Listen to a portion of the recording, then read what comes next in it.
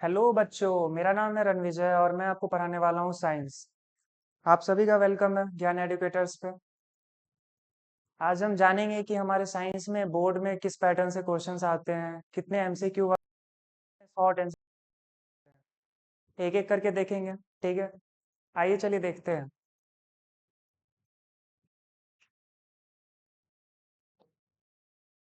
सबसे पहले हम आएंगे सेक्शन ए पे। सेक्शन ए किस तरह से वर्क करता है हमारा, वो देख लेते हैं एक बार।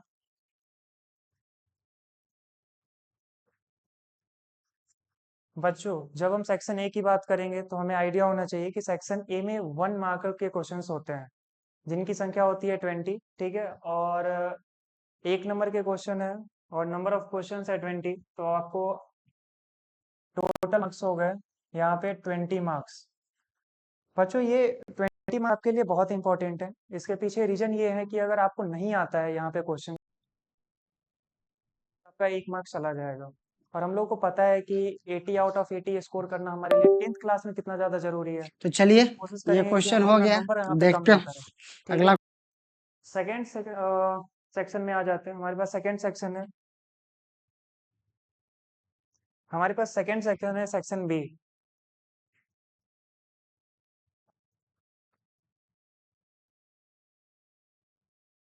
सेक्शन बी में देखोगे आप साइंस में, तो यहाँ पे मैक्सिमम क्वेश्चंस जो होते हैं वो होते हैं 6, और सारे क्वेश्चंस जो होते हैं वो 2 मार्कर के होते हैं।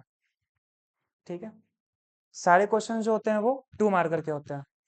जब आप देखोगे तो यहाँ पे पर क्वेश्चंस का नंबर होता है 2, और टोटल नंबर ऑफ क्वेश्चंस होते हैं आपके 6। टोटल नंबर ऑफ क्वेश्चंस हो जाते हैं आपके 6। जब आप इसको मल्टीप्लाई करोगे तो आपको आइडिया लगेगा कि टोटल नंबर यहाँ पे आता है 12। तो सेक्शन ए हमारा हो गया 20 मार्क्स का और सेक्शन बी हमारा हो गया 12 मार्क्स। टोटल नंबर हो गया 32। ये हमारे शॉर्ट आंसर टाइप क्वेश्चंस होते हैं, जहाँ पे आपको वन लाइनर में आंसर करना पड़ता है। ठीक है, आते हैं सेक्शन सी पे। आपका जो सेक्शन सी है, यहाँ पे मैक्सिमम बच्चे फंसते हैं। रीजन ये है ना कि आप लोग यहाँ पे एनसीईआरटी भी कर लेते हो, फिर भी एक दो क्वेश्चन इधर उधर से आ जाते हैं। आपको करना क्या है कि हमारे बैच में आप हमारे साथ बने रहे, ताकि हम जो इक्का दुक्का क्वेश्चन भी आपसे छूट जाता है उसको भी यहाँ पे हम कंप्लीट कर लें। ठीक है, सेक्शन सी में जो क्वेश्चंस होते हैं वो आते हैं आपके 3 मार्क्स वाले क्वेश्चंस, और इनकी नंबर्स होती है 7। जब आप मल्टीप्लाई करोगे तो ओवरऑल मार्क्स हो जाएगा 21। तो आपको आइडिया लग गया कि सेक्शन ए जो है हमारा 20 मार्क्स का है, सेक्शन बी जो है हमारा वो 12 मार्क्स का है, और सेक्शन सी जो है हमारा वो 21 मार्क्स का है। ठीक है, अब आता है सेक्शन डी। सेक्शन डी बच्चों और भी ज्यादा इंपॉर्टेंट है। यहाँ पे सेक्शन डी इंपॉर्टेंट क्यों है? क्योंकि फिजिक्स के जो न्यूमेरिकल्स होते हैं वो मैक्सिमम टाइम इसी में आते हैं। और चैप्टर तो आपको पता ही है, जैसे इलेक्ट्रिसिटी और लाइट, दो चैप्टर बहुत ज्यादा इंपॉर्टेंट है न्यूमेरिकल के लिए। फिजिक्स के न्यूमेरिकल वाले यहीं पे आते हैं। आपको क्वेश्चन, आपको ध्यान ये देना होगा कि 3 क्वेश्चंस आते हैं और 5-5 मार्क्स के क्वेश्चन होते हैं। टोटल नंबर हो गया यहाँ पे 15। हम सेक्शन डी की बात कर रहे हैं बच्चों। यहाँ पे आपको न्यूमेरिकल्स मिलेंगे। बायो में एक क्वेश्चन हो सकता है कि यहाँ से लॉन्ग वाला आ जाए, और चैप्टर होगा हेरिडिटी। ठीक है, तो टोटल नंबर हो गए हमारे यहाँ पे 15। बच्चों, एक बात आपको और ध्यान में रखना होगा, और वो बात यहाँ पे ये है कि जो लास्ट सेक्शन है हमारा, सेक्शन ई, एक लास्ट सेक्शन है हमारा सेक्शन ई। सेक्शन ई इससे भी ज्यादा इंपॉर्टेंट है।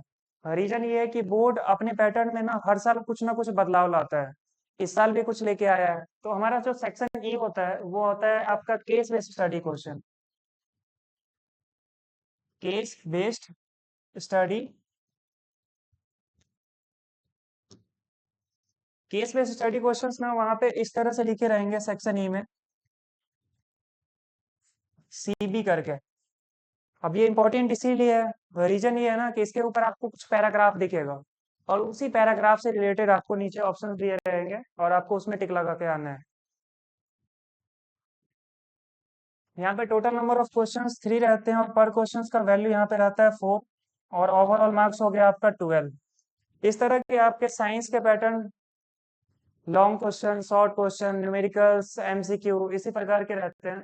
ठीक है, मैं कोशिश करूंगा कि नेक्स्ट वीडियो आपका बहुत जल्दी लेके आऊँ, जहाँ पे आपको ये बतला दूं कि